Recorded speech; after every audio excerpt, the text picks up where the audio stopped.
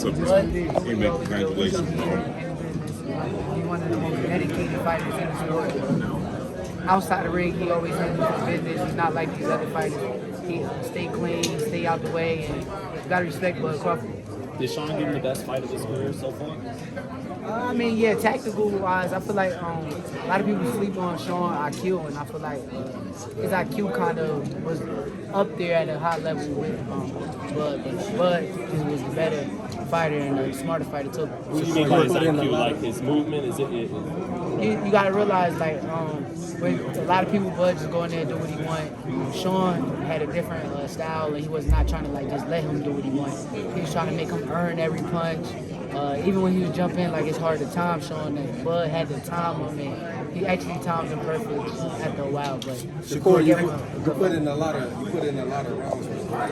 Did you see anything tonight that you haven't seen before? Anything that surprised you that you haven't seen? Nah, this normal Bud. I mean, like I said, I work with Bud all the time. That's the reason I am who I am. You gotta realize when you work with the best, you're gonna get better working with people like Bud. But I seen regular Bud. He goes in there, he put in work. He don't take no shortcuts. He handle business, and you gotta respect People Bud. said that he might have to go in his bag because he told it. Do you think on that question that I just answered, do you mean that you just answered? Do you think that he went into his bag tonight, or was that just he did just enough to? I think he just did what he did. I mean, at the end of the day, Porter is a tough fighter. I don't think he had to go in his bag. I think he was boxing beautiful. And it was a matter of time before he actually finally timed Sean it.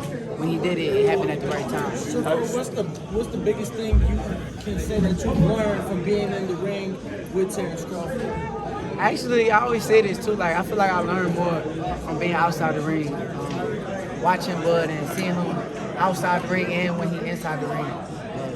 I just feel like I learned more from that than inside the ring. I learned a lot, I picked up things too, but just seeing how disciplined he is, I think that he is a disciplined fighter. Like I say, he handle business outside the ring. He go home, hang with his family. He's not partying out here. He's not drinking. He's not smoking. He's a hell of a champion. Like, you gotta respect him, and I look up to him, and I'm gonna forever look up to him. So it's like take us back to the first knockdown. Pull up, y'all got it. Yeah. Take us back to the first knockdown. Emotionally, how'd you feel when you saw him put Porter down for the first time after it kind of being a back and forth battle? I was excited. I knew.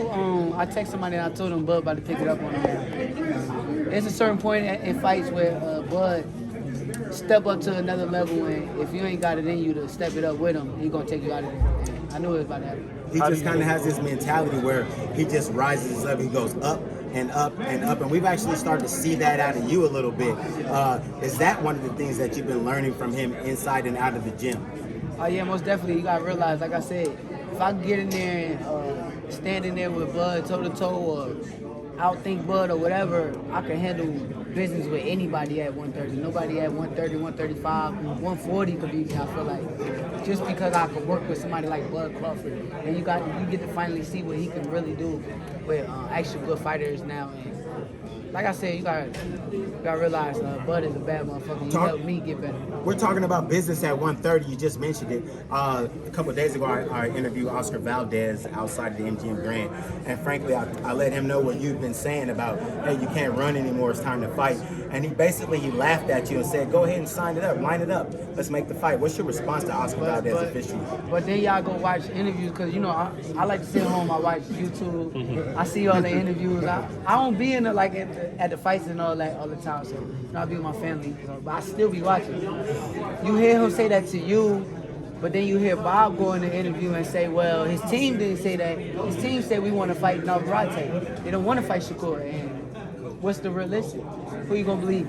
Valdez saying that in the interview to you, or him and his team going to Bob Aaron and saying we want to fight Navarrete? Now, how is that? Why would he want to fight Navarrete when I've been in a fight that he been talking about since his last fight? Actually, matter of fact, he called me out. He called me out when he fought Patel. He got out the ring. He said, "Oh, I want to fight Shakur Stevenson," and now he's talking about fighting Navarrete.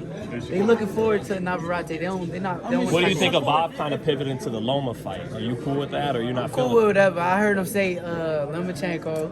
I heard him say Teofimo. I mean, at the end of the day, send me the contract. We're gonna sit there. We're gonna read the contract, and I don't deny no fees. Even if it's at 35? Hey, listen here, we'll see. I'll sit down and talk with my team about it. But me personally, I don't care. I'm down with whatever. Maybe that's what's happening Long with as Valdez. long as it make money, it makes sense. Maybe that's what's